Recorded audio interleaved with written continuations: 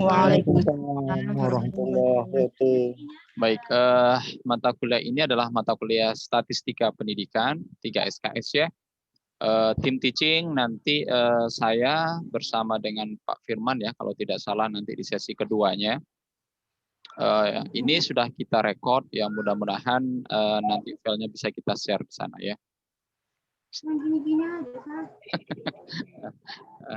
Oke, ini adalah deskripsi mata kuliah kita untuk mata kuliah Statistika Pendidikan ini. Di screen kali ya. Sebentar. Saya share screen dulu supaya lebih jelas. Nah, ini adalah deskripsi dari mata kuliah ini. Jadi pada intinya ada dua topik topik besarnya, yaitu tentang statistik deskriptif, satu lagi statistik inferensial gitu ya. Deskriptifnya adalah tentang penyajian data, kemudian ukuran pemusatan data dan penyebaran data, kemudian ada juga tentang korelasi dan regresi gitu ya.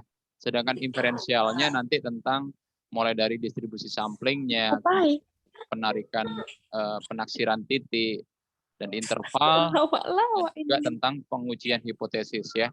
Karena memang statistik ini biasanya kan dalam penelitian itu untuk menguji hipotesis gitu ya.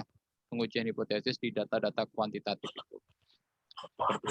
Kemudian ada juga, nah ini nanti hipotesis itu nanti kita mulai dari awal dulu ya, mulai dari uji asumsi dulu. Uji asumsi hipotesis itu biasanya ada homogenitas dan normalitas. Nah, itu nanti kita akan bahas tentang bagaimana menguji homogenitas data dan normalitas data. Kemudian ada tentang komparasi antara satu kelompok, dua kelompok dengan pendekatan statistik parametrik. Kalau memang nanti ada waktu, kita nanti akan coba untuk yang statistik non parametriknya gitu ya. Kalau ada waktunya. Kemudian selain itu juga ada uji asosiatif mulai dari korelasi bivariat sampai parsial, regresi, analisis regresi, linier, yang satu jalur sampai multivariat gitu ya. Dan sekali lagi kalau ada waktunya nanti akan ada pembahasan tentang SEM, jadi struktur equation model, gitu ya, tentang analisis jalur ini biasanya ya. Oke. Ini tentang topik yang akan kita bahas di mata kuliah Statistika Pendidikan ini. Sumber rujukan banyak ya sebenarnya yang baru saya dapetin ini ya tentang statistik pendidikan ini ya. Saya pakai yang dari UT. Dari UT itu lumayan bagus, terstruktur gitu ya. Pengarangnya Wahyudin dan Dahlan, Jarnawi, Afgan, Dahlan gitu ya. Pak Jarnawi sama Pak Wahyudin, Prof Wahyudin di sini. Ini statistik pendidikan yang kita gunakan. Dan tidak lepas juga dengan statistik yang lain. Silakan aja kalian pakai statistik untuk sumber rujukan, boleh dari Walpole atau buku statistik yang lain, silakan. Yang penting topiknya sama, pasti ya konsepnya juga sama, itu juga yang dibahas nanti gitu ya. Oke, kemudian ini struktur materi kita nanti ya, mudah-mudahan tercapai semuanya. Mulai dari tentang penyajian data, hari ini kita akan bahas itu, kemudian kita akan nanti bahas tentang populasi dan sampel, kemudian statistik deskriptifnya, ada uji homogenitas, hipotesis main tunggal, dan seterusnya. Ini sampai nanti analisis SEM ya, sequential equation multivariate gitu ya. Oke.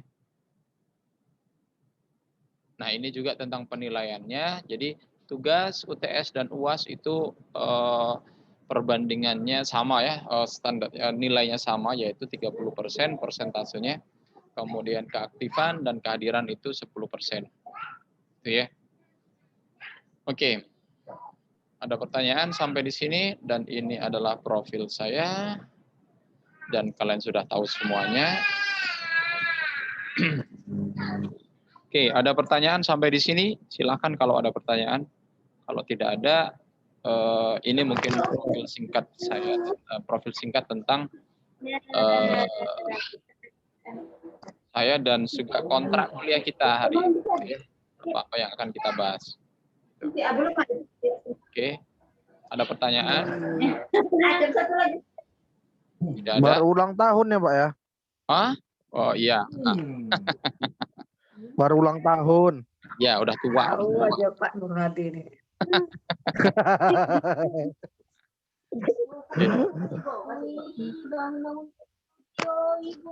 Oke, itu dulu ya. Untuk yang kontrak kuliahnya kita masuk ke materi ya.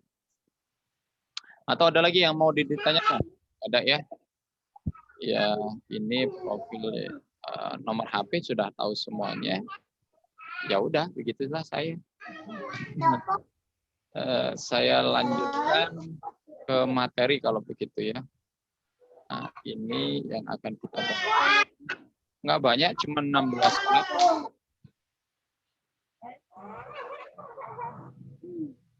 Nah,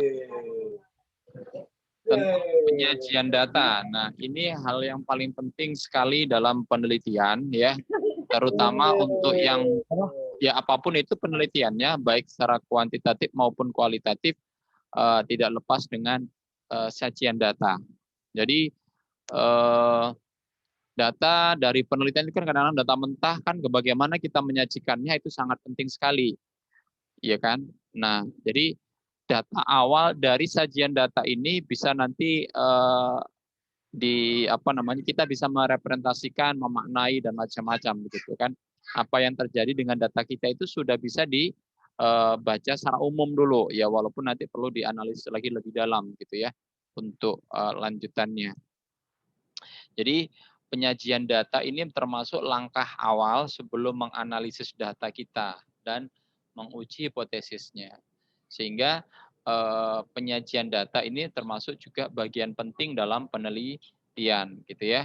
Apalagi kalau penelitiannya berkaitan dengan penelitian kuantitatif, pasti data-data yang disajikan itu dalam bentuk kuantitas. Dan itu tidak mudah, apalagi kalau data kalian banyak gitu ya. Kalau datanya banyak, di sini kan perlu pintar-pintar menyiasati atau menyajikan data dengan baik. Sehingga data yang kita sajikan itu bisa merepresentasikan fakta yang sebenarnya di lapangan, begitu ya. Oke. Iya, Pak. Ya, itu tadi singkat pentingnya tentang penyajian data ya. Jadi dengan penyajian data yang baik itu akan memudahkan bagi kita sebagai peneliti walaupun pembaca untuk memahami makna dari dibalik data itu gitu ya. Jadi sangat penting sekali itu, apalagi di zaman saat ini gitu ya. Kalau saya lihat tuh saya suka melihat media sosialnya Gubernur DKI gitu, Pak Anies Baswedan. Nah, itu dia sangat menarik sekali dia. Jadi itu kalian mungkin bisa melihat ya bagaimana dia menyajikan data-data hasil ya data mereka, apalagi level gubernur gitu ya. Itu kan datanya nggak sedikit dan sangat banyak sekali. Dia selalu menyajikan progres apapun data itu, memprogres project kah apapun itu dalam bentuk data-data yang menarik tampilannya. Jadi kalau secara teori kan kita ada data, penyajian data dalam bentuk diagram, grafik, tabel dan sebagainya. Tapi perkembangannya itu sudah sangat-sangat berkembang sangat pesat sekali ya. Kalian bisa melihat perkembangan itu. Sama juga seperti kayak perkembangan data COVID gitu ya. COVID itu kan luar biasa menarik penyajiannya, ya kan? Dan sangat mudah dipahamin. Tapi nggak juga kadang-kadang beberapa tidak bisa memahami data dengan baik gitu ya. Bahkan saya kadang-kadang juga melihat tabel itu memaknainya masih kadang-kadang masih bingung gitu, butuh penjelasan lebih rinci lagi. Tapi itu penting juga ya, apapun bentuknya itu penting untuk menyajikan keseluruhan data dalam satu slide gitu ya. Itu kan jadi menarik sekali. Nah, dengan adanya sajian data awal ini, itu nanti kita akan mudah untuk melakukan analisa data untuk lanjutannya. Jadi sehingga sekarang disajikan datanya, tampilan datanya seperti ini, nanti di situ akan kelihatan pola data kita itu seperti apa gitu loh. Nah, dengan tahu polanya, data kita mengarah kemana, kecenderungannya seperti apa, sehingga nanti selanjutnya untuk menganalisis pun kita bisa memberikan perlakuan yang tepat gitu ya. Nah, jadi sajian data yang pertama ini sangat penting sekali. Jadi tidak mudah ya. Jadi memilih sajian data yang baik, kemudian menyajikan dengan baik dan benar itu juga perlu dipelajari dengan baik di sini gitu ya. Nah, dengan adanya sajian data yang bagus, maka kita akan bisa membuat sebuah keputusan yang tepat terhadap data itu, kan itu dia. Mengambil keputusan, memaknainya dan sebagainya gitu ya. Nah, dengan adanya sajian data yang menarik, ini juga akan memotivasi kita atau ya untuk membuat kita lebih tertarik lagi untuk mengetahui lebih jauh, lebih dalam lagi tentang data yang disajikan gitu ya. Jadi itu karena ini kan bagian awal, tahapan awal ketika kalian memperoleh sebuah data. Makanya sajian awal ini menjadi sangat menarik disajikan. Seperti apa penyajiannya, nanti orang akan pengen lanjut atau tidak, atau pengen tahu lebih dalam lagi atau tidak, bisa dilihat dari sini gitu loh. Ya kan? Oke, itu tentang gambaran umum penyajian data dan pentingnya penyajian data dalam sebuah penelitian. Bahkan tidak hanya dalam penelitian, apapun bentuknya itu disajikan ya. Dalam pembuatan laporan dan sebagainya itu perlu penyajian data yang sangat menarik gitu ya. Oke, kemudian sebelum menuju ke sana, kita akan membahas dulu yang disebut dengan jenis data. Nah, ini juga penting sekali. Kita mengetahui jenis data penelitian kita, selanjutnya nanti akan memudahkan kita dalam menyajikannya, gitu ya. Nah, data ya, apapun bentuk data itu biasanya diambil dari sebuah pengukuran gitu ya. Pengukuran itu banyak cara ya kan. Jadi makna pengukuran ini bukan yang seperti makna yang sempit gitu ya, seperti ngukur pakai penggaris atau apa. Banyak ya model pengukuran gitu ya. Oke, jadi maknanya lebih luas dari itu gitu ya. Memberikan tes itu juga mengukur kan. Nah, jadi mengukur ini sangat luas sekali. Dari proses pengukuran inilah kita peroleh sebuah data gitu ya. Nah, pengukuran ini nanti data itu juga dari sisi sifatnya ada yang bersifat kuantitatif dan kualitatif. Ya, secara umum itu. Jadi ada dikelompokkan menjadi dua jenis. Jadi ada kuantitatif dan kualitatif. Sedangkan kuantitatif itu jenis juga ada beberapa macam. Mulai dari yang interval, rasio, bahkan nominal dan ordinal pun bisa dikuantitatifkan biasanya. Sedangkan data kualitatif itu nggak mungkin interval rasio, tapi dia lebih cenderung ke nominal dan ordinal bentuknya. Ya. Dan deskriptif, seperti hasil wawancara nggak mungkin dinominal ordinalkan ya. Jadi itu data juga. Dokumentasi itu juga data kualitatif. Jadi banyak data-data kualitatif ya selain ordinal dan nominal gitu ya. Namun yang kita bahas nanti di sini adalah ordinal dan nominal itu seperti apa. Oke. Ada pertanyaan sampai di sini sebelum dilanjutkan? Pas, Pak. Pas, mantap jiwa. Oke, kita mulai dari data kualitatif ya. Data kualitatif tadi sudah kita singgung sedikit ya. Jadi data yang diperoleh berdasarkan pengkategorian begitu ya biasanya ya. Ya, jadi bentuknya kualitatif. Kualitatif ya bahasanya bedanya biasanya kuantitatif dengan kualitatif itu adalah dalam bentuk angka-angka.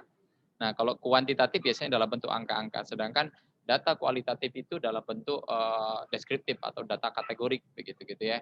Nah, tadi yang saya katakan seperti hasil wawancara, hasil observasi, hasil angket, ya, hasil kuesioner. Apalagi kuesioner atau angket terbuka itu bentuknya kan kualitatif sekali gitu ya. Kalau tertutup sudah difikskan, nah itu mah lain lagi kan gitu dia. Makanya itu juga termasuk data-data kualitatif. Nah, dan biasanya memang tidak bisa diinterpretasikan dalam bentuk angka-angka, kan itu dia. Walaupun untuk beberapa data kualitatif itu biasanya bisa dibuat dalam bentuk angka-angka, gitu ya. Nanti kita lihat itu. Nah, kemudian jenis yang umum itu biasanya yang ada beberapa penulis juga mengatakan mengkategorikan data nominal dan ordinal sebagai data kualitatif. Dan di beberapa tulisan juga nominal dan ordinal ini masuk ke kuantitatif karena di sini bisa dikelompok di dalam disimbolkan dengan angka-angka, tapi simbol ya, bukan makna yang sebenarnya jadinya. Nah, tapi dengan simbol-simbol itu sehingga bisa dikuantitatifkan gitu. Nah, itulah bentuk-bentuk orang-orang kuantitatif biasanya, yang penelitian kuantitatif ke sana mengarahnya. Data nominal itu ada beberapa macam jenisnya. Ini salah satu contohnya misalkan tentang gender, jenis kelamin, jenis sekolah, kan itu dia ya. Itu adalah nominal gitu ya. Sedangkan ada juga yang ordinal atau tingkatan. Kalau ordinal itu bertingkat. Nah, ini tentang kemampuan, tingkat kepuasan, skala Likert gitu ya. Itu kan semuanya tingkatan. Ya, kalau level kemampuan biasanya kan tinggi, sedang, rendah gitu ya. Kalau kepuasan ya sangat puas, puas, cukup puas, kurang puas, tidak puas gitu. Nah, jadi ada tingkatan dan itu semuanya berbeda makna gitu ya. Kemudian skala Likert juga gitu ya, tadi ya sangat puas dan sebagainya gitu ya. Setuju tidak setuju, tengah-tengah apa ya. Nah, begitu itu namanya tingkatan, itu disebut dengan data-data ordinal. Sedangkan data nominal gender misalkan apa gender ini? Oh, jenis kelamin. Nah, jenis kelamin itu kan ada laki-laki dan perempuan. Nah, ini bukan tingkatan laki-laki dan perempuan, ya sama aja kalau dalam ilmu sosial pengetahuan, laki dan perempuan tidak ada bedanya. Di situ dianggap sama saja gitu loh. Jadi tidak ada tingkatan. Laki-laki tidak mesti harus lebih baik daripada perempuan. Begitu juga sebaliknya, perempuan tidak lebih baik dari laki-laki. Jadi ya memang sama gitu. Nah, itu data nominal namanya. Data jenis sekolah, misalkan sekolah negeri, sekolah swasta, ya itu juga nggak bisa dijadikan tingkatan, yaitu hanya jenis saja. Jadi ada negeri, ada swasta gitu ya. Ada SD, SMP, SMA, nah itu juga jenis gitu. Tapi tapi kalau SD, SMA, SD, SMP, SMA itu tingkatan ya. Jadi bisa nggak dikategorikan tingkatan? Agak lumayan kompleks. Oke. Terus ada juga istilah gender. Nah, kalau gender ini lebih umum ya. Dan itu berbeda ya dalam perkembangan ilmu pengetahuan saat ini. Gender dan jenis kelamin itu dibedakan ya. Ya. Kalau gender itu lebih menuju ke kecenderungan sifat seseorang gitu ya. Sedangkan kalau jenis kelamin itu biologisnya gitu ya, karakter biologisnya gitu. Makanya kalau jenis kelamin itu ada 2, sedangkan kalau gender ya banyak gitu ya. Kalau di negara-negara tertentu itu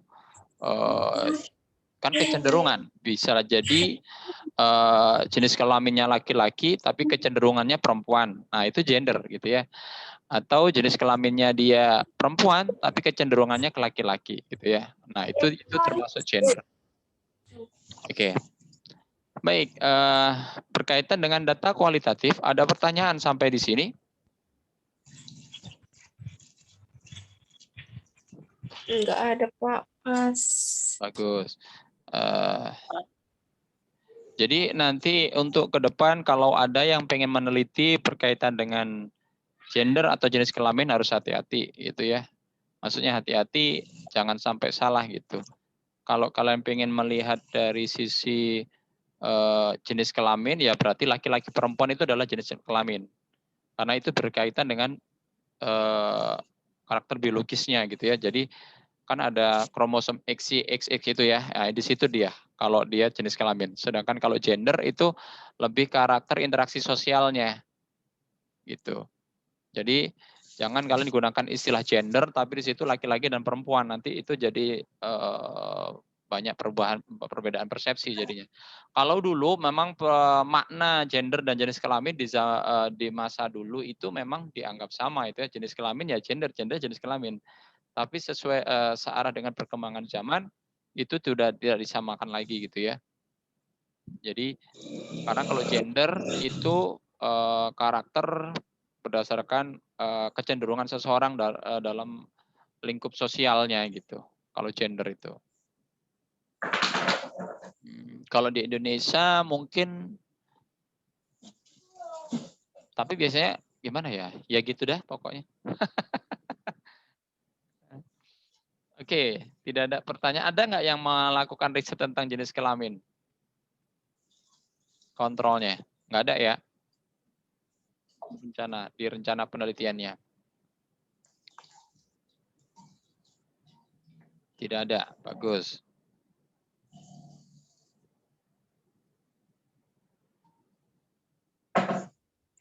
Kita lanjutkan kalau memang tidak ada pertanyaan. Kemudian, kemudian data kuantitatif. Data kuantitatif ya data kualitatif ya jenis data yang diperoleh dari pengukuran ya tadi yang bisa disimbolkan dengan dalam bentuk angka-angka gitu ya atau bilangan gitu ya. Dan ini ada 4 jenisnya, ada nominal, ordinal, interval, dan rasio. Nah, data nominal, nominal itu bisa masuk kuantitatif atau kualitatif, bisa masuk kedua-duanya kalau dari kategorinya, tergantung. Nah, misalkan begini, dalam penelitian nominal, tadi kan contohnya misalkan jenis kelamin gitu ya, di situ kan ada laki-laki dan perempuan.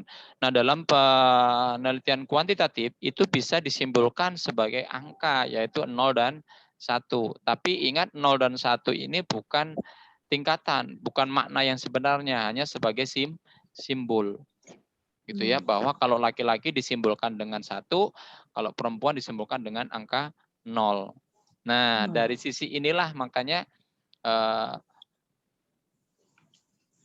data nominal itu menjadi data kuantitatif, sehingga bisa dilakukan statistik gitu loh. Jadi, tapi yang di-input adalah bukan laki-laki perempuan, tapi simbolnya itu nanti dalam penghitungan gitu ya. Jadi seperti itu kalau dalam pemikiran kuantitatif gitu ya. Kemudian ordinal. Kalau ordinal ini memang data-data dalam bentuk tingkatan. Nah, misalkan setuju, netral, tidak setuju. Nah, itu juga bisa dibikin sebuah simbol-simbol. Jadi simbolnya apa? Ya itu tadi angkanya misalkan setuju itu disimbolkan dengan angka 3, kemudian 2 itu netral dan 1 tidak setuju. Nah, di sini beda dengan nominal. Kalau di ordinal ini 1, 2, 3 ini adalah tingkatan bahwa 1 itu 3 itu lebih baik daripada 2, 2 lebih baik daripada 1 gitu ya. Jadi kecenderungan sana kan itu dia. Kan itu ada setuju tidak setuju, tergantung pernyataannya ya. Seperti apa. Tapi di sini kan itu. Atau bisa sebaliknya, tapi kan memang itu tingkatan. Bisa jadi tidak setuju itu adalah lebih baik daripada netral, dan netral lebih baik dari setuju. Kalau pernyataannya negatif kan itu dia. Kalau pernyataannya positif berarti setuju itu adalah lebih baik daripada netral, daripada tidak setuju kan itu dia. Nah, jadi itu perbedaan antara nominal dan ordinal. Jadi kalau ordinal itu adalah tingkatan, sedangkan kalau nominal itu adalah ya simbolan. Nanti akan kita bahas spesifik tentang nominal dan ordinal ini. Kemudian data interval lah, ini yang banyak yang lebih ke kuantitatif sebenarnya itu, yaitu data interval dan rasio. Ya, interval misalkan IPK gitu ya. IPK itu kan dari 0 sampai 4. Itu interval itulah data interval dan itu adalah kuantitatif gitu kan. Pengukuran kalau IPK gimana ngukurnya? Ya kan ada rumusnya ya. Nah, itulah teknik pengukurannya. Kemudian hasil belajar itu juga interval gitu ya, termasuk kategori interval. Nah, ini memang benar-benar pure kuantitatif gitu ya. Kalau yang nominal ordinal tadi ya data sebenarnya kan nominal ordinal itu kualitatif yang disimbolkan menjadi data kuantitatif gitu ya. Nah, kemudian data rasio. Data rasio itu dalam bentuk rasio ya, perbandingan atau bisa peningkatan. Ada yang dibandingkan di sini, data peluang dan macam-macam. Nah, itu adalah berkaitan dengan data kuantitatif dan kualitatif. Oke, data nominal ya. Ini nominal itu berdasarkan pekategorian tadi sudah dikatakan ya. Jadi di sini namanya kategori berarti kedudukannya setara gitu ya. Jadi tidak ada ini lebih baik daripada laki-laki dengan perempuan ya setara gitu ya. Di sini disimbolkan dengan 01 atau jenis obat ya itu juga gitu. Hanya beda mereknya, tapi di situ kan sama mereknya. Misalkan Obat batuk itu kan ada banyak jenis mereknya. Nah, obat batuk A, B, C, itu adalah jenis gitu. Jadi itu pakai simbol boleh disimbolkan gitu ya. Pakai 1, 2, 3 dan seterusnya. Itu data nominal. Kemudian data ordinal di sini adalah pengkategorian, tapi di sini memiliki tingkatan gitu ya, penjenjangan. Tadi ya, misalkan kepuasan, level kemampuan tinggi, sedang, rendah gitu ya, tekanan darah tinggi, normal, rendah dan seterusnya, atau kepuasan dan sebagainya. Ini adalah ordinal ya. Tadi sudah kita jelaskan di sana. Kemudian interval dan rasio tadi sudah kita berikan penjelasan, hasil pengukuran ya, sama-sama hasil pengukuran. Sedangkan kalau rasio di sini adalah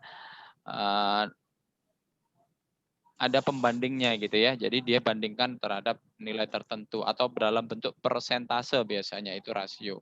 Makanya ada data tentang peningkatan jumlah pengunjung, tingkat efektivitas pembelajaran atau tingkat keberhasilan. Nah, berkaitan dengan tingkat-tingkatan ini adalah ini dalam bentuk persentase biasanya. Nah, kalau dalam bentuk persentase itu termasuk kategori data rasio, ya. Oke, ini berkaitan dengan data. Ada pertanyaan sampai di sini?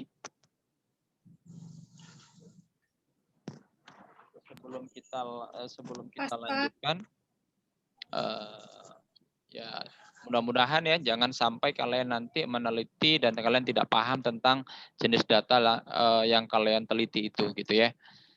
Itu sangat penting sekali. Oke. Karena tidak ada kita lanjutkan. Nah, selanjutnya adalah tentang penyajian data. Nah, seperti yang sudah kita sebutkan tadi, penyajian data itu hal yang paling penting dan termasuk kegiatan awal dalam sebuah penelitian, gitu ya.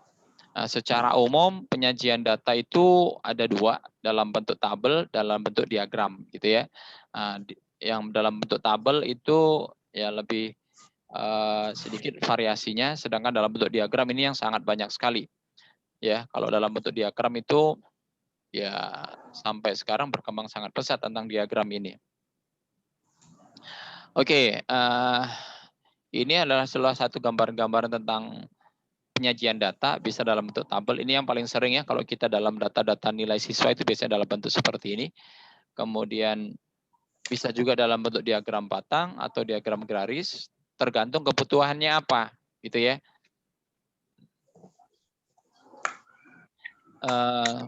Setiap penyajian ini memiliki kelebihan dan kekurangan masing-masing. Makanya tadi sudah kita katakan tergantung tujuannya, jenis datanya apa, sehingga penyajian ini menjadi penting dan nyampe informasinya ke orang lain gitu ya. Jangan sampai penyajian data kita itu tidak bisa diinterpretasikan atau tidak bisa dimaknai oleh orang lain gitu. Makanya kita harus tahu dulu apakah mesti harus diagram atau harus dalam bentuk tabel. Nah, ini informasi apa yang mau kalian kejar, yang mau kalau sampaikan. Jadi tergantung apa yang mau disajikan dan disampaikan ke orang lain ini bentuknya seperti apa. Gitu ya. Oke. Kita mulai dari penyajian data dalam bentuk tabel. Di sini mungkin saya tidak akan menjelaskan bagaimana membuat tabelnya, karena itu udah bukan, maksud saya itu harusnya bisa dipelajari sendiri dan mungkin sudah pada tahu semuanya bagaimana membuat tabel gitu ya.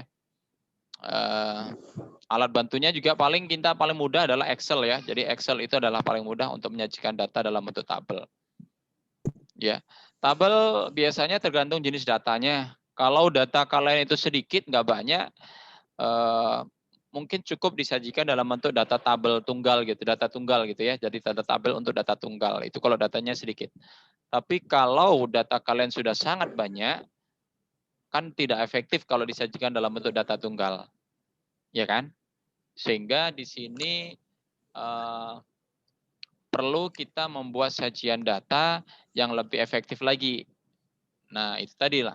Makanya apakah perlu diubah ke dalam bentuk diagram atau memang masih tetap dalam bentuk tabel. Nah, kalau dalam bentuk tabel itu biasanya disebut dengan data tabel frekuensi interval ya, atau data ya kan istilahnya itu ya. Ada istilah lain nggak yang untuk data tabel frekuensi ya istilahnya ya? Dalam tabel frekuensi ini ada istilah-istilah penting yang ya itu nggak boleh kalian tidak tahu ya. Ada istilah kelas interval kan itu dia. Ada panjang kelas, ada banyaknya kelas dan macam-macam ya. Kemudian batas atas, batas bawah, tepi atas, tepi bawah kan itu ya. Ada nilai tengah dan macam-macamnya. Ini adalah istilah-istilah penting yang berkaitan dengan tabel sehingga kalian bisa membuat tabel gitu ya tentang ini. Ada cara khusus nggak untuk penyajian data dalam bentuk interval kelas?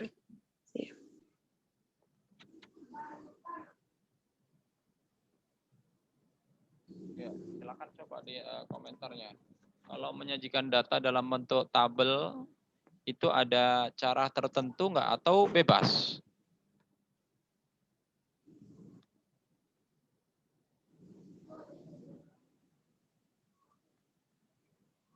Halo.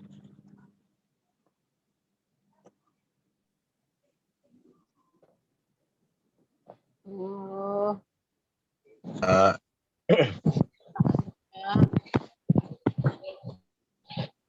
Ya, Bu Paini.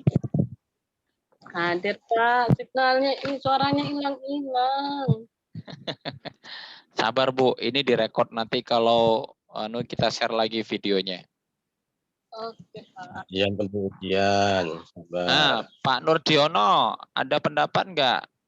Ada nggak cara khusus dalam pembuatan tabel untuk yang tabel frekuensi, tabel interval itu ya, yang menggunakan interval kelas? Pada intinya itu diberi kebebasan setiap orang atau ada panduan khususnya. Biasanya itu.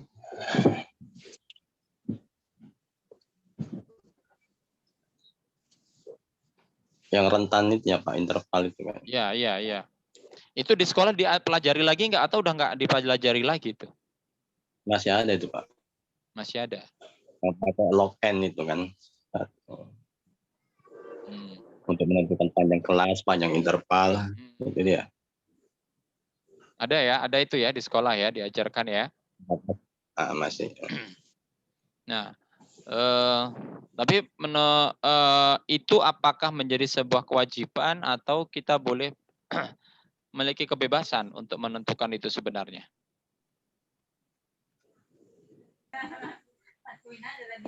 Jangan pakai sih Pak, karena biasanya kalau soal sudah langsung ada interval gitu, langsung gitu kan. Ya, kalau ada soal, nah ini masalahnya kan kalau kita punya data ini, ada 1000 data ini, mau disajikan dalam bentuk interval, macam mana cara menyajikannya? Misalkan gitu dia. Iya. Tuh.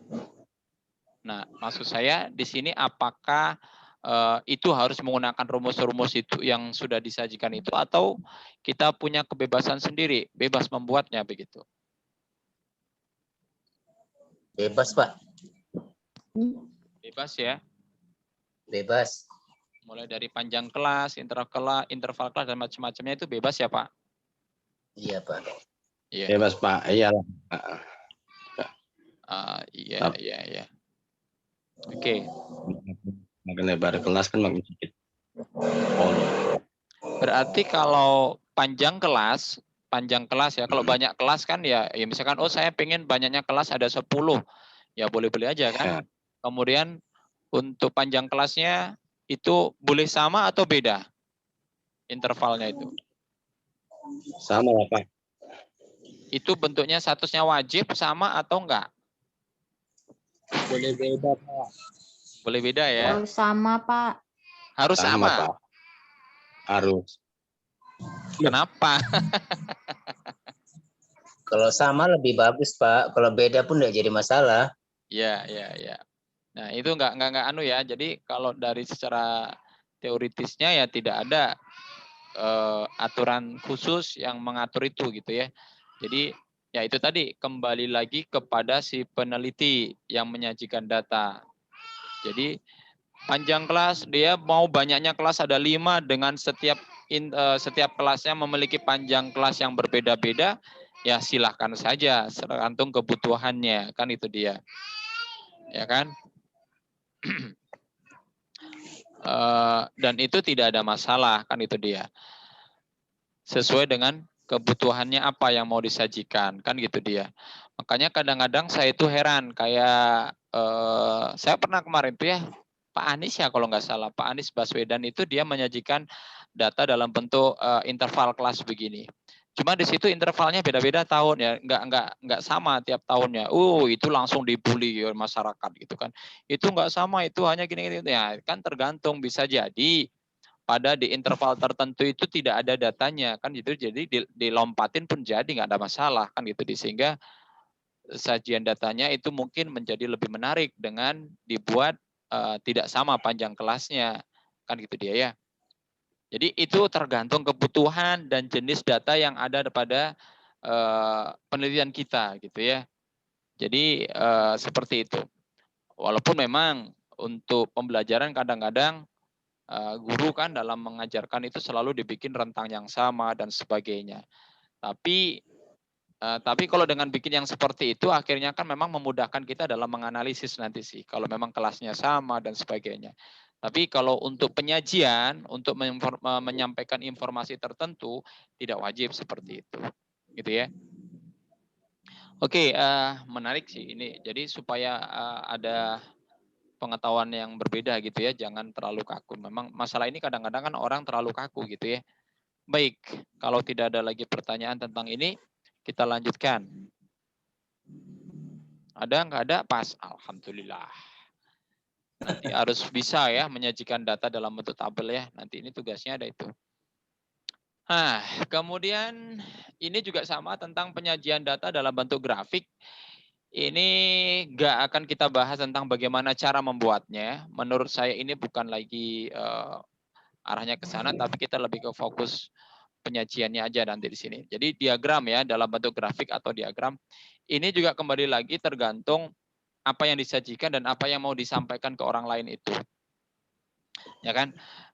Jadi ada dalam bentuk diagram batang, ada dalam bentuk garis, dalam bentuk lingkaran, ada histogram dan poligon.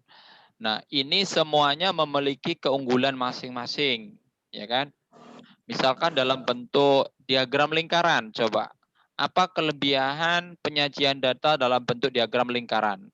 Data-data tentang apa? Tujuan biasanya dalam bentuk diagram lingkaran ini pengen untuk mengetahui apa? Ada yang bisa memberikan masukan atau berkomentar di sini? Misalnya data penerima bantuan gitu Pak. Penerima bantuan. Terus? Penerima bantuan bos gitu. Yang penerima bantuan bos segini, yang nggak dapat bantuan segini, yang lagi rencana mau dapat segini. Nah, terus itu tujuannya apa membuat lingkaran itu, diagram lingkaran? Untuk mempresentasikannya Pak. Ya, jadi memang itu ya. Jadi kalau data kita dalam bentuk persentase, itu menarik dalam bentuk lingkaran. Karena kalau hanya disimbolkan dengan angka-angka, kadang-kadang orang tidak bisa memaknainya.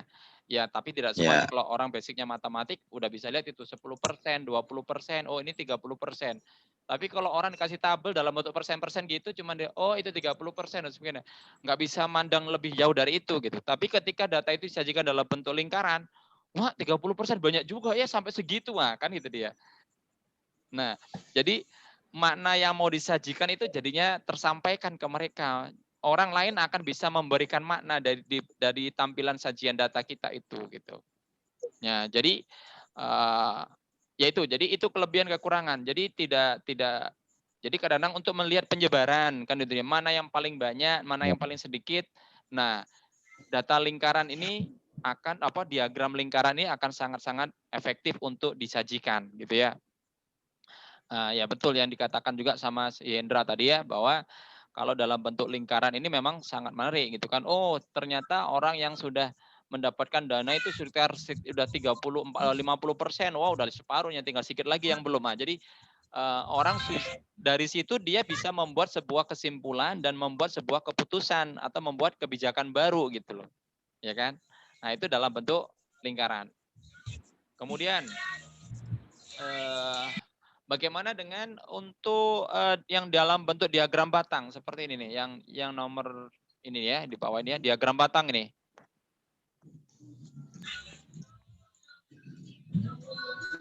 Itu biasanya untuk apa, Pak? Untuk data peningkatan dari tahun ke tahun. Ya, kalau contohnya memang itu di situ. Apa kelebihan kekurangannya?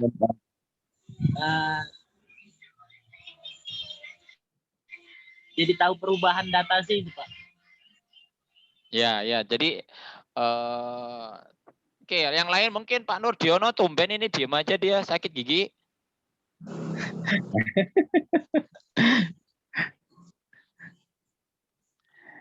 Terus karakter datanya biasanya data yang seperti apa untuk diagram batang? Yang tunggal ya Pak, maksud. Tunggal ya, data tunggal ya. Biasanya dalam bentuk data tunggal. Sedangkan kalau yang lingkaran tadi bisa tunggal, bisa kelompok ya. Ya Pak. Jadi tergantung gitu ya. Jadi bebas ya. Kalau yang batang ini biasanya data tunggal ya. Sehingga dia bisa melihat ya sama juga kayak tadi kalau dalam bentuk angka-angka kan 70, 30, 60 ya udah gitu aja, tapi dengan menggunakan batang di sini kan akhirnya dia bisa mengcompare juga kan, membandingkan yang 30 ada banyak ternyata ya kan itu dia. Dan juga untuk melihat kecenderungan ya kan, seperti apa kecenderungannya kan itu dia ya. Jadi kelihatan polanya. Atau data tunggal untuk mengcompare antara dua hal kan itu dia, untuk melihat apakah mana yang lebih baik dan tidaknya dari sisi data itu bisa dilihat dari tabel batang akan lebih menarik gitu ya daripada dalam bentuk tabel batang, diagram batang gitu ya. Nah, jadi di sana jadi diagram batang ini untuk kecenderungan juga ya. Jadi kecenderungan datanya seperti apa gitu ya. Jadi dari situ kita bisa melihat ya namanya kecenderungan datanya seperti apa begitu. Nah, kayak misalkan contohnya di sini kan kalau kita lihat di sini ternyata bagus ya. Jadi dari tiap tahun ke tahun itu ada kecenderungan untuk meningkat di sini jumlah datanya. Bahkan kalau kita lihat peningkatannya itu lumayan sangat signifikan gitu ya tiap tahunnya gitu ya. Kemudian ini kan dari jumlah yang hijau itu kan keseluruhan dari laki-laki dan perempuannya. Ternyata di sini kalau kita lihat seperti apa laki-laki dan perempuan ini nggak konsisten ya. Jadi bukan nggak konsisten. Jadi kadang seimbang, kadang laki-laki lebih banyak daripada perempuan. Kan itu dia. Tapi secara keseluruhan ini lebih banyak didominasi oleh laki-laki yang paling banyak. Kan itu dia. Selalu banyakan laki-laki kan tiap tahunnya daripada perempuannya. Gitu. Di terakhir-terakhir ini hampir imbang dan di sini baru perempuan lebih dominan gitu. Nah, jadi kita bisa membaca pola dari sini gitu ya. Kemudian diagram garis seperti apa? Seperti Endra mungkin mau memberi komentar kapan kita menggunakan diagram garis?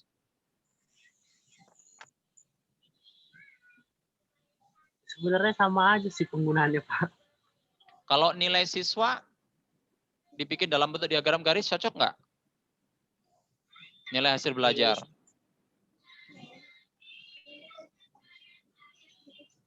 Bisa juga, Pak.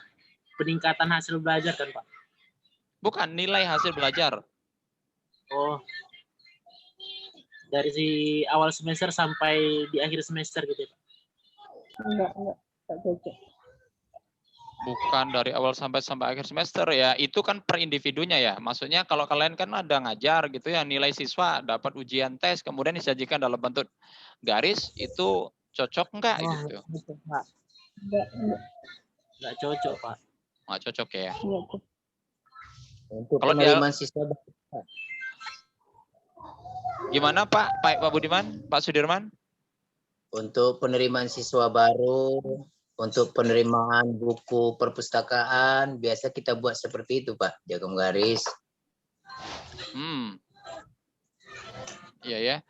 Kalau penerimaan Ya boleh juga, tapi memang hampir memang ada kemiripan ya antara tunggal dengan garis, tapi kalau diagram garis ini memang lebih cenderung untuk mengcompare biasanya ya, mengkomparasi data atau pengen melihat kecenderungan data juga, pada intinya ke sana kan itu dia.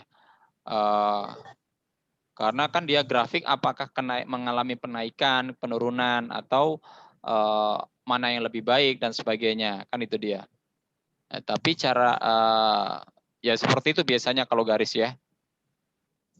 Jadi tergantung jenis data gitu ya, datanya seperti apa. Kemudian kalau histogram dan poligon bagaimana?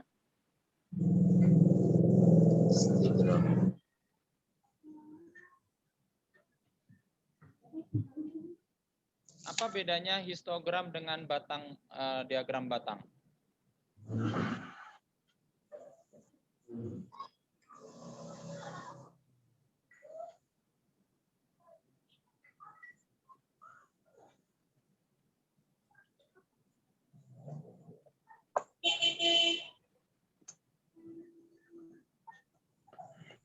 Nah, misalkan ini histogram dan poligon ini digabung ini di gambarnya ya. Histogram dan poligon frekuensi. Kalau poligon kan yang dalam bentuk diagram garis ini ya, sedangkan kalau histogramnya adalah diagram batang gitu. Ya sebenarnya ini kan bisa salah satu jenis diagram batang dan diagram garis ya. Cuman beda ya. Kalau di diagram batang tadi karakternya kan datanya tunggal lebih cenderung ya. Sedangkan kalau histogram ini adalah data kelompok. Kan itu dia ya. Jadi angka-angka yang dimunculkan ini bukan data tunggal, tapi kalau dia ada banyak versinya. Ada yang dituliskan adalah tepi bawah sama tepi atasnya, ya. Di beberapa orang menyajikan seperti itu. Dan ada juga yang menyajikan dalam bentuk nilai tengah. Kalau yang disajikan di contoh ini, di gambar ini nilai tengah ya. Nilai tengah yang diberikan. Nah, ini masih ada, kalau histogram, ini sama poligon itu ada kaitan dengan diagram dengan tabel frekuensi kelas tadi ya, tabel frekuensi interval ya, interval kelas tadi ya. Nah, atau bahkan memang untuk pembuatan histogram dan poligon ini harus berdasarkan itu gitu. Frekuensi itu baru kita bisa membuat diagram ini, histogram ini gitu. Kalau kalau tabel diagram batang kan tadi ya tinggal satu-satu aja gitu kan. Data tunggal gitu ya. Sedangkan kalau histogram ini interval itu ya. Jadi harus bisa membedakan itu, jangan sampai salah.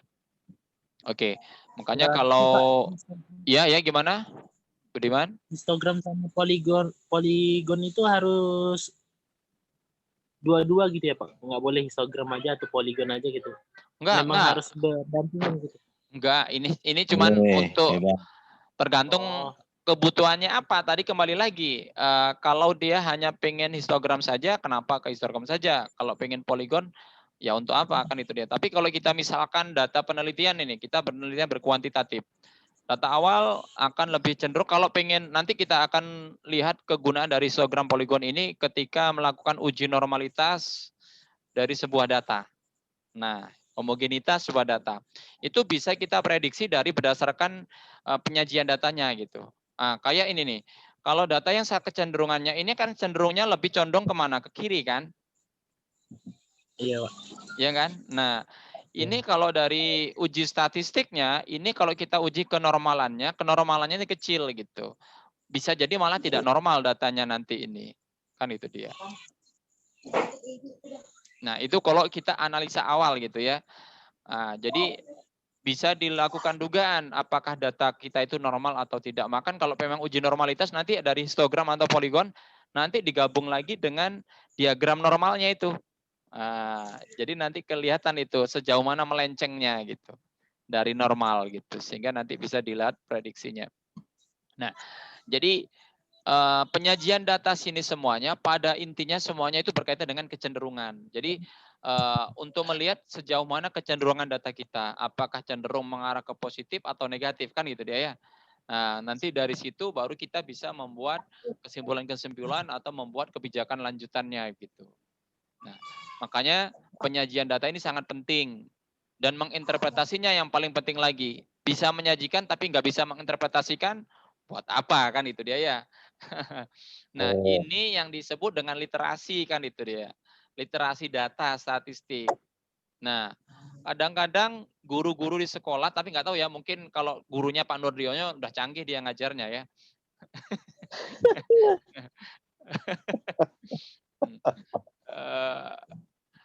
Ya itu yang kadang-kadang lupa guru-guru di sekolah itu tentang menginterpretasi data dari data-data diagram ini. Kan itu dia. Dan itu yang paling susah, kan itu dia. Itu level tertingginya dari penyajian data ini. Jadi menginterpretasikan, memaknai, bahkan sampai memprediksi. Nah, untuk prediksi ke depannya seperti apa. Nah, itu sangat penting. Nah, kemarin dari kelas ini ada yang ikut CPNS nggak? Ikut Pak. Sampai apa? TKB, tes bidang nggak? SKB. Iya Bu, Pak, sampai SKB. Nah, di SKB ada nggak tentang penyajian data gini? Ada Pak. Nah, ada ya. Tapi nggak tahu ya levelnya. Kalau saya kemarin ikut juga di dosen ya, untuk dosen luar biasa. Itu ada kemampuan pemecahan masalah ya, kalau nggak salah ya. Tentang kemampuan pemecahan masalah itu, semua soalnya itu tentang data. Dan data itu disajikan dalam berbagai macam bentuk tabel. Dan pertanyaannya itu semuanya tidak ada di data itu. Semuanya tentang prediksi dan kebijakan. Jadi dikasihkan data begini-begini. Berdasarkan data di atas, apa kebijakan yang harus dilakukan sebagai seorang pimpinan. Apa kebijakan atau apa, datanya sampai tahun 2000. Yang disuruh prediksi tahun 2021 nanti seperti apa. Seperti itu. Jadi itu menarik menurut saya itu, saya senang sekali soal-soal yang kayak begitu. Artinya senang betul-betul problem solving di situ ya. Jadi kita di situ kan menuntut kita untuk bernalar dan berpikir, memaknai sebuah data dan membuat sebuah kesimpulan dari data yang ada gitu. Dan membaca polanya gitu. Nah, ujian tes prakerja juga Pak. Nah, kemarin dapat nilai berapa pemecahan masalah? Ada nilainya nggak? Nggak keluar ya? Ya, Ada, Pak. Dapat berapa? Iya Pak. Di SKB nilai rendah Pak. Nah, saya di sini yang di pemecahan masalah itu dari skor 100 saya dapat 85. Iya, karena saya suka sekali dengan menganalisis data kayak gitu. Tapi yang menarik ya, artinya gini, dan orang banyak yang rendah di situ. Kenapa? Ya itu tadi, kalau kita introspeksi lagi, tadi itu ketika di sekolah kadang-kadang materi yang seperti ini kan banyak di skip mungkin ya. Nggak tahu sih Pak Nurdiono ada ngajar ini nggak Pak Nurdiono? Mana yang guru SMA ini? Iya, banyak dilewati Pak. Jadi potong-potong. Dipotong-potong. Nah, malah fokusnya kan mereka membuatnya kan. Gimana cara membuat diagram lingkaran, gimana cara membuat, sebenarnya itu nggak lagi penting lagi. Kenapa? Sekarang sudah banyak tools gitu ya. Membuat diagram-diagram ini kan bisa pakai Excel itu aja, udah satu ada datanya di Excel langsung jadi semuanya kan itu dia. Yang lebih penting lagi adalah memaknainya itu harusnya gitu. Apa maknanya, terus apa yang harus dibuat, apa kebijakannya. Nah, itulah yang dikaitkan dengan literasi itu. Menarik juga kalau pengen meneliti tentang ini nih. Ya kan? Sejauh mana kemampuan anak-anak untuk memaknai sebuah data yang disajikan dalam bentuk tabel, dalam bentuk. Jadi makna bukan hanya sekedar hitung-hitungan. Kalau ada tabel, suruh ngitung berapa rata-ratanya. Udahlah itu langsung pakai rumus.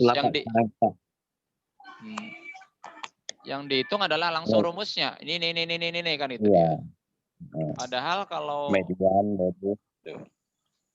fokusnya kan ke sana gitu, tapi bukan ke bermaknaannya kan gitu dia. Nah, itu penting sebenarnya. Bahkan sebenarnya dari data kalau udah disajikan begitu, kita pengen cari rata-rata median modusnya atau yang lainnya itu bisa diprediksi loh gitu. Dengan membaca datanya saja kita bisa melihat.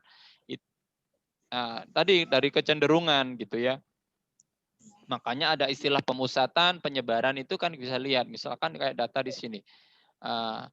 Ini kan datanya menyemusatnya di mana ini? Ini kan datanya kecenderungannya ke kiri gitu kan. Nah, kalau kita ditanyakan berapa rata-rata datanya ini, nah, coba nggak ada data ini, nggak ada angka, cuman kasih gini, berapa rata-ratanya? Nah, rata-ratanya itu biasanya di cenderungannya di sini nih. Ada di interval 3 ini kan itu dia. Karena tentang pemusatan. Jadi kan memusatnya di sini nih dia data-data itu. Jadi kecuali dia ada data pencilan sebagainya. Jadi itu kan bisa dilakukan prediksi seperti itu. Harusnya kan itu dipelajari ke anak-anak. Anak-anak punya nggak intuisi tentang itu? Kadang-kadang kan nggak ada. Ngamuk dia. Yang dia fokuskan adalah rumusnya apa, jawabannya apa, kan itu dia. Bukan tentang interpretasi dan makna data begitu ya. Oke. Kita lanjutkan lagi kalau tidak ada pertanyaan. Nah, yang kedua ini sajian yang lain juga, yaitu tentang diagram batang daun. Ini ya, diagram batang daun ini juga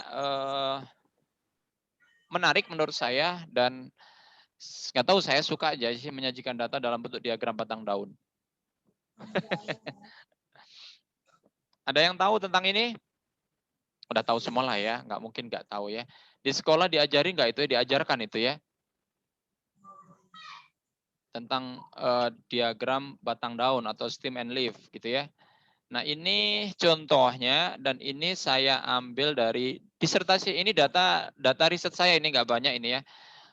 Kelas saya cuma 30 orang kalau nggak salah ya, lupa. Nah misalkan ini kemampuan pembuktian untuk kelas kontrol ini saya jadikan data dalam seperti ini. Nah kalau kita lihat ini batang dan ini daunnya untuk nilai pretest ini di orang yang sama ya. Untuk orang yang sama disajikan datanya seperti ini. Bisa nggak memaknainya ini?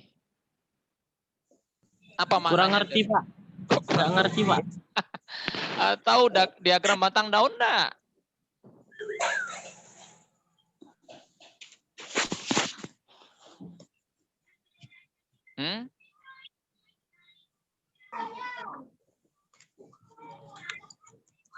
Diagram batang daun itu biasanya disajikan dalam bentuk ada batangnya dan ada daunnya gitu ya. Nah ini kalau yang di data saya ini data biasa harusnya kalau di bawahnya itu dikasih keterangan biasanya. Satuannya itu dalam bentuk apa? Nah, kan puluhan atau apa begitu. Kalau yang di data saya ini adalah data puluhan ini. Atau minimal dikasih keterangan nilai minimum maksimum gitu atau nilai ideal dan sebagainya silakan aja gitu. Sehingga nanti dari situ orang bisa memaknainya. Nah, ini batang yang di tengah ini batangnya.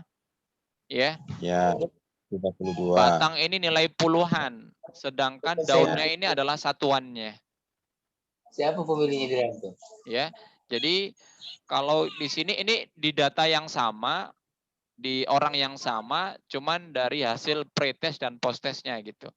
Nah, 30 di sini yang nilai 30 itu di post yang nilai 30-an di pretest itu ada 3 orang di sini kan, yaitu 30 semuanya, 000. Sedangkan di posttest masih ada yaitu 1 orang nih frekuensinya. 1 orang yang dapat nilai 30-an. Oh, untuk yang 30 sini ya, ini dipecah jadi 2 ini nampaknya. Yang di sini adalah 30 sampai 35 mungkin ya. Dan ini 35 sampai 39 di sini. Iya, dia dibikin kelasnya 22 ya. 30 sampai 35, 35 sampai 39 gitu-gitu di sini ya. Nah, ini penyebaran datanya coba perhatikan polanya kan membentuk ini grafiknya kalau di sini begini. Nah, sorry ke situ ya. Dan di sini juga begitu. Nah, kalau kita lihat dari data ini saja, ada peningkatan nggak nih siswanya? Ada Pak. Banyak ya kan. Di sini kan kelihatan bahwa nih ada peningkatan yang sangat drastis di sini. Walaupun masih ada juga siswa yang pada rentang 30 sampai 40-an masih ada kan itu ya. Tapi kan sebagian besar sudah mulai ada pergeseran nilai kan. Ke 50 sampai 70 sudah ada. Nah, di sini aja kita sudah bisa memaknai gitu bahwa terjadi peningkatan ya dari pretest ke posttestnya kan itu dia. Yang awalnya dia memusat di sini, sekarang sudah mulai menyebar gitu ya. Terus penyebarannya normal enggak ini? Normal ya, kalau kita lihat. Pak. Ya kan, dia kan mulai dari ngecil naik terus turun lagi kan seperti kayak distribusi normal gitu. Maksudnya normal itu normal nggak, itu kayak distribusi normal. Bentuknya kan mirip dengan lonceng gitu ya, seperti ini kan. Nah, kalau yang di sini ini normal juga sih kalau menurut saya sih, tapi loncengnya agak sedikit runcing begitu ya. Nah, begitu. Tapi normalnya di interval 30 sampai 40-an. Sedangkan di post testnya ini mereka menyebarnya lebih luas lagi, yaitu dari 30 sampai 70. Nah, kalau cerita-cerita itu nanti kan ada istilah pemusatan penyebaran data. Variansinya mana yang lebih baik? Pretest sama post-test? Post-test. Nah, variansinya post-test lebih baik. Varians ya. Atau simpangan bakunya ada, sama aja lah sih itu Ya. simpangan baku dengan varian. Varians. Mana yang lebih baik antara PC dengan post-test sini?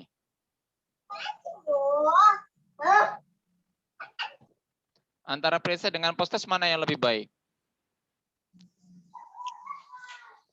Nah, di situ juga kebermanaan dari varian dan simpangan baku. Kalau di sekolah lebih cenderung fokus ke rumusnya kan, apa rumus varian, apa rumus simpangan baku, kan itu dia. Tapi makna di balik itu tidak diajarkan. Nah, sehingga anak tidak bisa memaknai. Kalau kita lihat variansinya penyebaran datanya yang di post-test itu lebih besar daripada yang di pretest. Ya kan? Kan pretestnya intervalnya dari 30-an sampai 40-an. Jadi dia variasinya kecil di sini itu karena dia padat di situ ngumpul. Kan itu dia.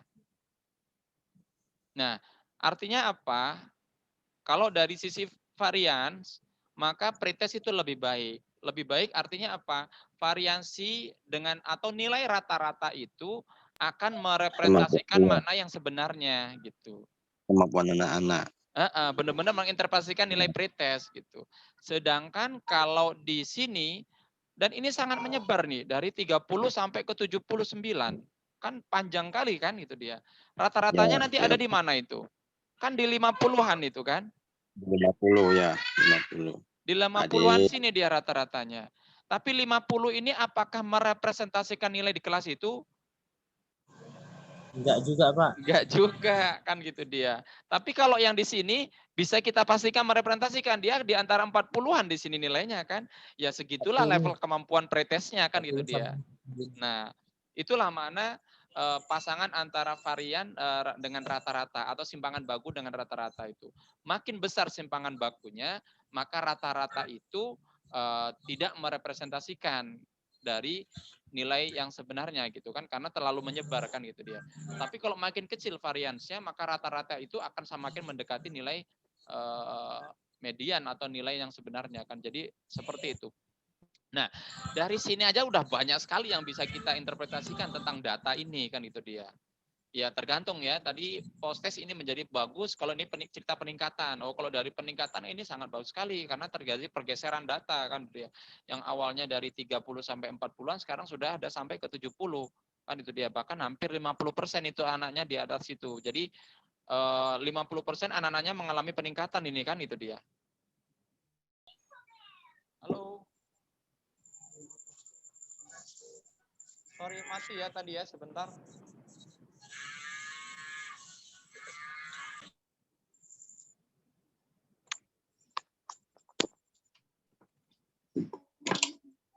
Oke, tadi agak terputus jaringan. Kita lanjutkan. Ada pertanyaan sebelum kita lanjutkan ke box plot?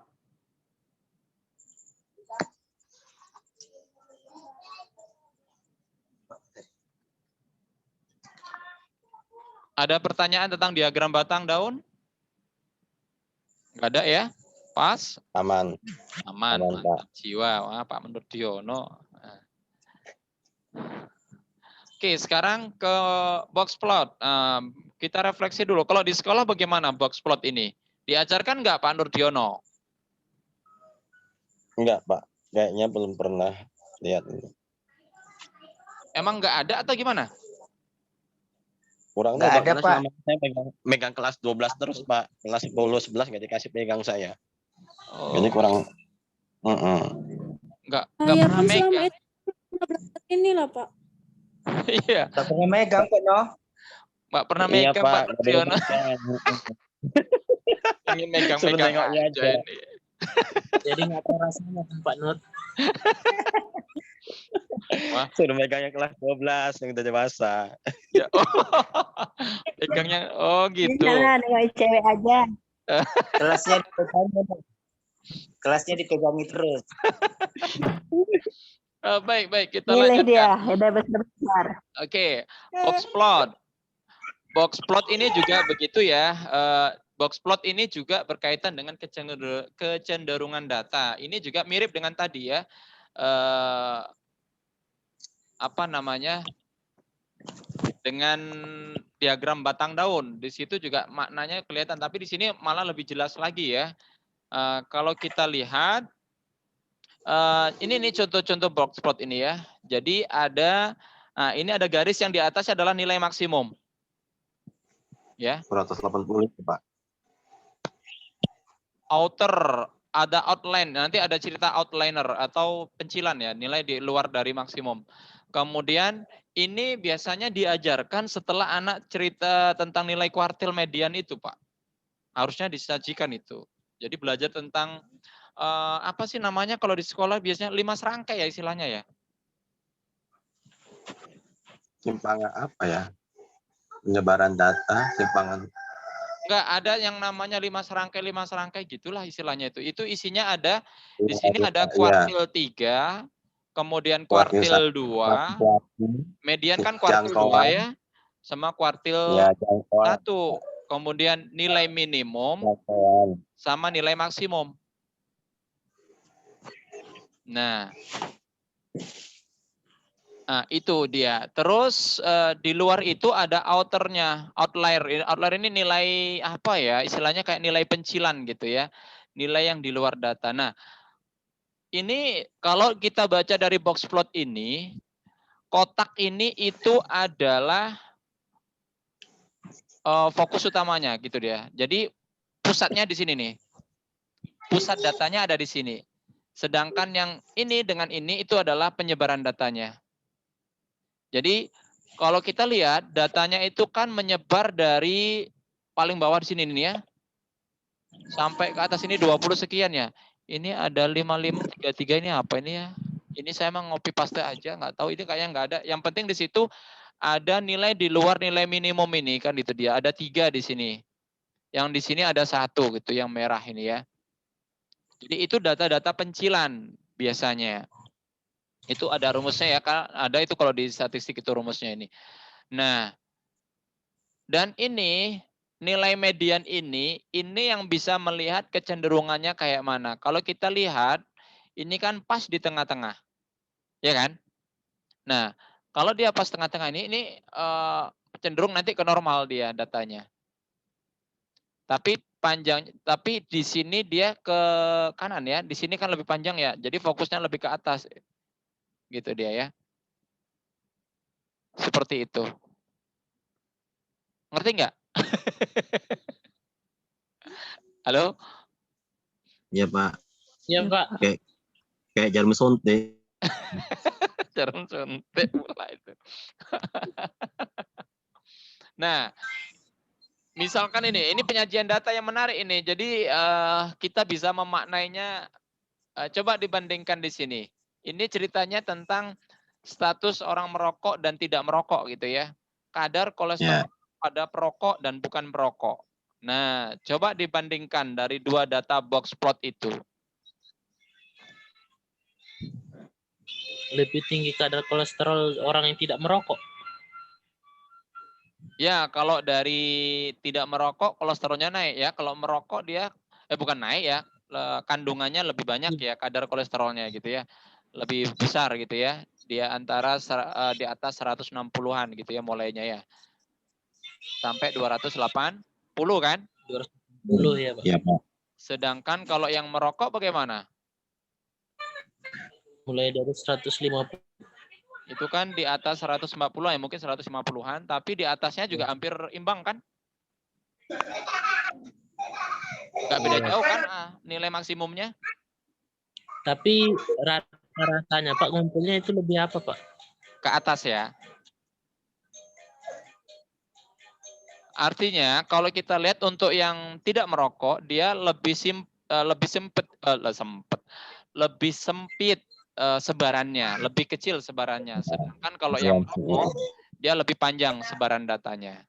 Tapi dia cenderung normal di sini karena dia hampir seimbang kan antara bawah sama atas, kemudian kotaknya ini mediannya juga pas di tengah-tengah. Ini kalau dihitung, kalau ini dia lakukan uji analisis data, uji normalitas, ini normalnya lebih tinggi nih. Yang merokok ini nilai datanya berdistribusi normalnya sangat tinggi gitu. Sedangkan kalau yang ini cenderung tidak normal sebaran datanya. Karena ke atas, maka datanya cenderung ini condong ke atas gitu ya, condong ke atas dia.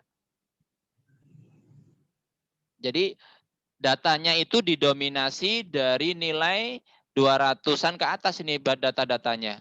220 ke atas, 230 ke atas lah kalau kita interpretasinya. Jadi datanya itu seperti itu. Nah, coba menarik ya, kita hanya disajikan sebuah box plot aja, kita bisa memaknai bahkan memprediksi bentuknya seperti apa datanya, terus seperti apa karakter datanya itu bisa kita maknai begitu. Nah, inilah kekuatan penyajian data. Ya kan? Dan ini sangat penting sekali gitu, yang harus kita kajikan yang seperti ini gitu, menyajikan data ini. Oke. Ada pertanyaan tentang box plot? Pas? Pas, Pak. Jadi itu ya mana dari box plot. Jadi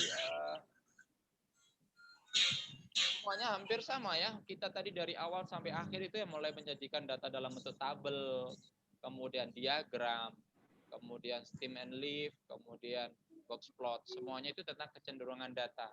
Ya memang kalau dari data mentah, yang baru bisa kita lakukan analisis hanya sampai selevel itu gitu ya.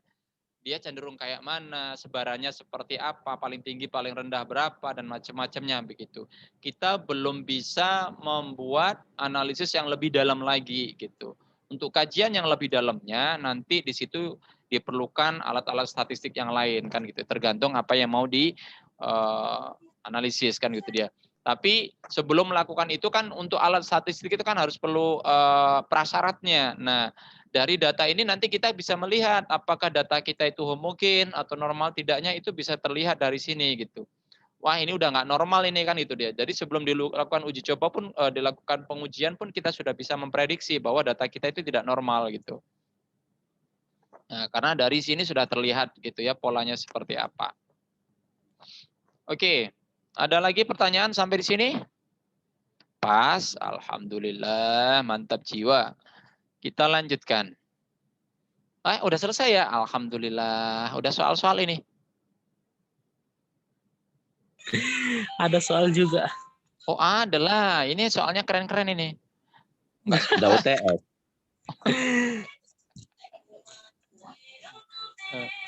Ini untuk tugas ya. Ini tugas untuk tugas kuliah kita nanti ke depan. Minggu depan dikumpul ya. Yang pertama ini gampang. Datanya nggak dikasihkan. Cuman langsung dikasihkan dalam bentuk tabel.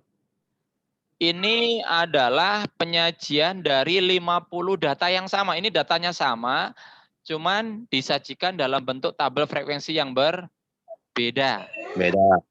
Nah, di sini kalian disuruh menginterpretasikan. Gitu ya. Dari 3 tabel frekuensi interval ini, ya menurut kalian mana yang lebih baik kan itu dia. Terus alasannya apa dan kenapa begitu. Ya. Oke. Ada pertanyaan dengan ini? Enggak ada ya. Tadi sudah kita diskusi panjang lebar tentang interpretasi data. Mudah-mudahan bisa dipahami soal ini. Buat alasan aja kan Pak? Hah? Ya alasannya kan harus ada alasan yang logis dan kuat lah. Kenapa begini begitu kan itu dia.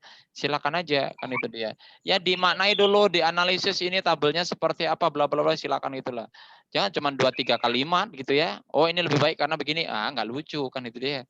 Harus interpretasi kan harus agak lumayan dalam lah kajiannya. Nah, yang kedua dikasih data mentah nih. Nah, kalau tadi udah jadi, sekarang dikasih data mentah. Nggak ada suruh ngitung-ngitung sih ini. Nggak juga sih, kalau ngitung juga ujungnya nanti kali ya. Nah, di sini tugas kalian adalah menyajikan data ini menggunakan dalam bentuk tabel frekuensi kelas, menggunakan histogram. Ya, kalau kelas histogramnya pasti dapat ya. Kemudian stem and leaf. Nah, ini diminta stem and leaf-nya ini. Ya. Nah, dari 3 data itu, kemudian dari sajian data itu, coba kalian interpretasikan. Itu pertanyaan nomor 2. Nah, yang nomor 3, coba disajikan ke dalam bentuk representasi yang lain. Kan banyak tadi representasi yang lain. Silahkan, begitu.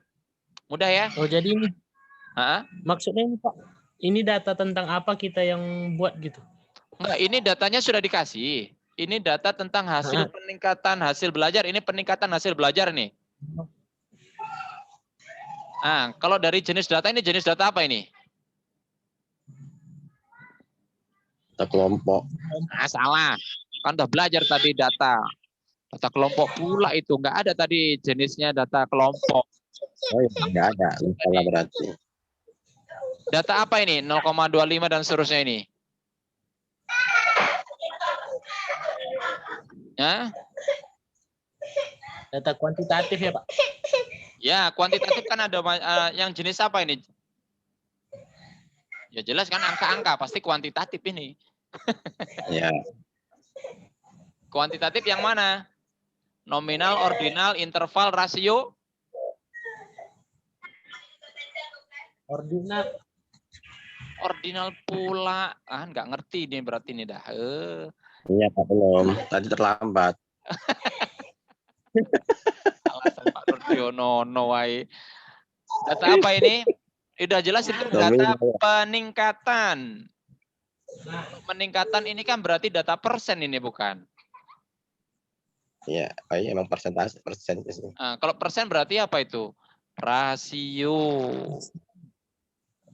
Oh.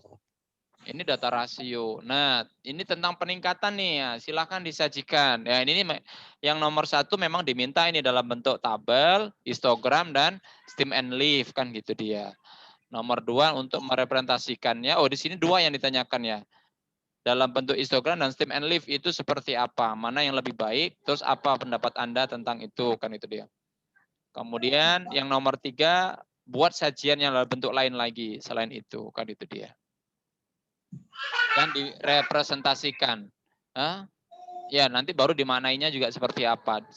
Penyajian datanya itu maknanya seperti apa. Apakah maknanya masih sama, lebih konsisten, dan sebagainya. Itu harus yang diceritakan ya. Oke. Ada pertanyaan tentang nomor 2?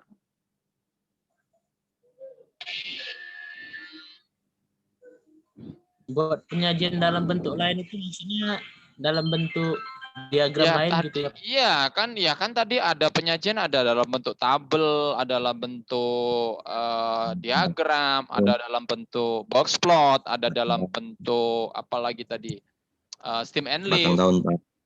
Jadi silakan, atau mungkin kalian punya penyajian yang lain lagi, silakan gitu.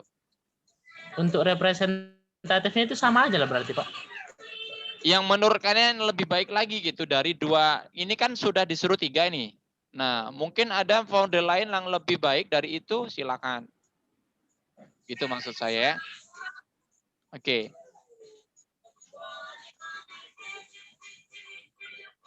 Yang nomor 3, ada soalnya nggak? Banyak kali, Pak. Bu, cuma 3 loh, Bu. PR ini beda lagi. banyak. Diberikan data hasil observasi tingkat kemandirian siswa. Pada tabel di samping. Ini adalah hasil observasi tingkat kemandirian siswa. Dengan diberikan kode di situ ada 1, 2, 3, 4, 5. 1 itu adalah kurang, maksudnya kurang mandiri mungkin ya. Nomor 2 itu cukup kurang mandiri. 3 cukup mandiri. 4 mandiri. 5 sangat mandiri. Nah, ini datanya. Nah, kalau ini bebas. Sekarang pertanyaannya, buatlah penyajian data yang menurut Anda paling tepat untuk data di samping ini. Nah, silakan disajikan datanya. Pakai model apa, silakan. Kalau ini bebas. Kalian sajikan dalam bentuk apa yang lebih cocok. Ingat, ini data apa ini? Sebenarnya ini Tunggal. data tunggal Tunggal. itu. Kualitatif. Ini sebenarnya data kualitatif ya. Cuman Iya, Pak. dipaksakan menjadi kuantitatif tadi, bukan dipaksakan sih. Ya, diubah menjadi data kuantitatif dengan simbol-simbol angka. Jadi angka ini bukan data aslinya, bukan makna sebenarnya, cuman simbol doang. Ya kan? Kayak perempuan laki tadi ya, Pak. Ya, ini termasuk kategori data apa ini? Ayo. Pak Nurdiono yang telat tadi tapi tahu perempuan laki-laki ini lucu juga ini, telat tapi tahu perempuan laki-laki. Kalau udah pegang-pegang perempuan laki-laki, dia itulah jagonya ini Pak Nurdiono ini. Kualitatif nominal ya. Nominal atau ordinal? Nominal. Nominal itu dia setara, jadi tidak boleh makna. Kalau di sini setara nggak antara 1, 2, 3, dan 4, 5 nih? Atau Enggak, Pak. berjenjang? Berjenjang kan? Berjenjang, Pak. Jenjang. Kalau dia bertingkat itu namanya ordinal. Oh gitu. Nah, penting sekali data. Nanti kalian kan ada nggak yang meneliti tentang kemandirian belajar? Pak Nurdiono, Pak. Wah, cocok ini berarti harus jago ini Pak Nurdiono menyajikan datanya nanti ini. Nah, ini contohnya. Jangan ketipu, Pak. Itu kata mereka.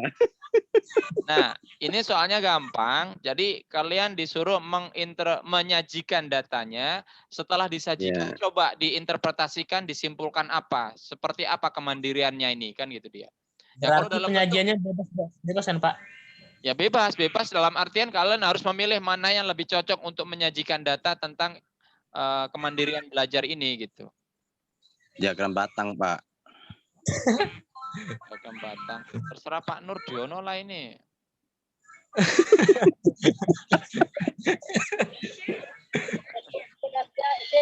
Daftar ya Pak Nur.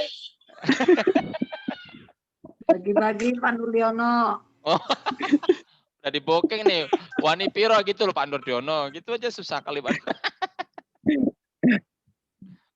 Orangnya nggak tahu Pak, yang ngajari sesat ini.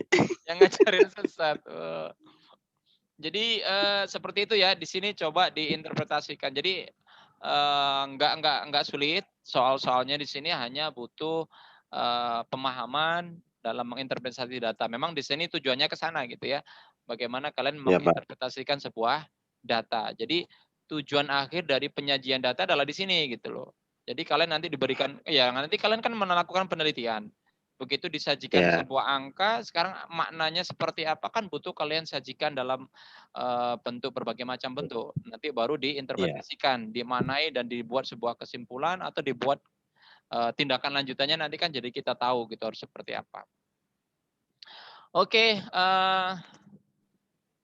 itu yang kita bahas untuk perkuliahan hari ini. Oh iya, ke depannya ini kan masih awal ya, masih di awal-awalnya dulu. Nanti kita akan banyak menggunakan perhitungan dan itu nggak mungkin kalian menghitung manual. Jadi ke depannya nanti perlu alat tools gitu ya, tools yang harus digunakan. Ya minimal memang Excel gitu ya. Tapi nanti kita akan belajar tentang SPSS minimalnya itu. Ada MATLAB juga, MATLAB, Minitab ya, bisa juga menggunakan Minitab. Nah, artinya apa? Mulai dari sekarang saya minta sudah dilakukan penginstalan.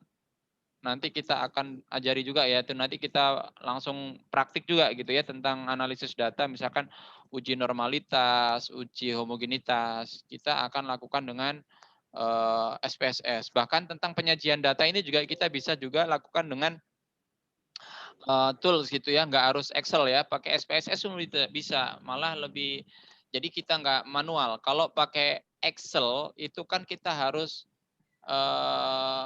sajikan datanya dulu ya, mau misalkan pakai diagram tabel, harus ada tabel frekuensinya dulu, atau tabel tunggal, frekuensi tunggal, tabel tunggal atau tabel frekuensi itu harus dibuat kan, tabel kelasnya itu.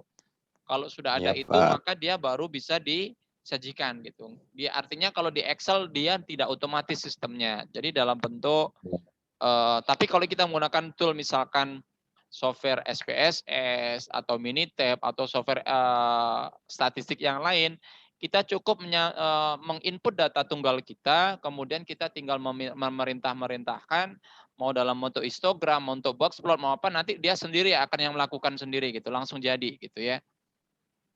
Nah, itu yang akan kita buat gitu ya. Minggu depan kalau memang sudah bisa silakan SPSS. Ada yang punya softwarenya belum? Kalau belum saya ada. Kalau mau minta SPSS itu besar memorinya, sangat besar sekali. Berapa ya? Mungkin 1 gigaan lebih. Itu software. Nah, jadi Pak, kalau SPSS itu kan ada ininya Pak, ada tahun-tahunnya yang ada. Kalau saya ada SPSS 14. 14 jadul pisan, ini sekarang udah 24, itu udah 10 tahun yang lalu itu. Nur, tua kali hidup Nur. Sekali tahun Ya. 24. Udah tua kali, Nur. Pak Nurdiono gitu. Saya kayaknya pernah, ya kalau ada yang kayaknya karena besar, jadi untuk share-nya itu sangat susah. Di WhatsApp pun nggak mungkin, di email juga nggak bisa. Di Blacklist bisa Paling kirim pos. Samring tuh Pak. kirim pos. Pak, Bapak Nanti simpan di Google Drive enggak tuh, Pak? Google Drive, masukkan ke Google Drive-nya itu kayaknya panjang kali, itu butuh. Panjang kali ya, Pak ya. Share link aja, Pak. Share link Enggak ada. Ya share link-nya itu ditaruh di mana dulu, kan harus masukkan dulu baru bisa di-share link. Iya.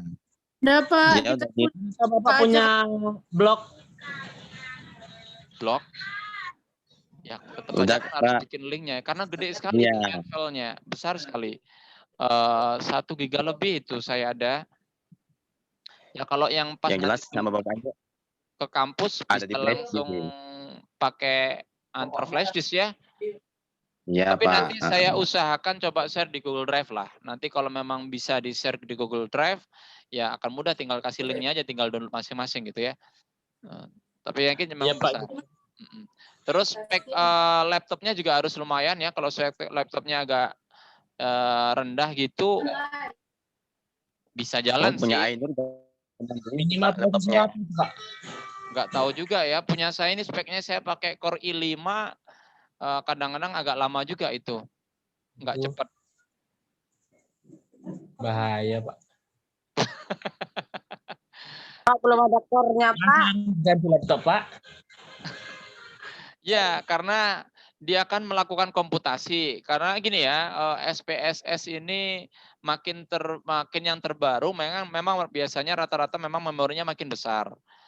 Karena dia mengupgrade-nya itu dari sisi tampilan, kemudian macam-macam lah di situ, termasuk rumus-rumusnya juga diupdate juga. Mereka kan selalu mengupdate. Ya tadi kalau mau versi yang lama pun nggak ada masalah sebenarnya sih, kalau untuk hitung-hitungan masih sama itu juga. Cuman memang nanti tampilannya sedikit berbeda gitu aja. Nggak secantik yang terbaru. itu Pak, mau nanya. Ya, silakan. Pak.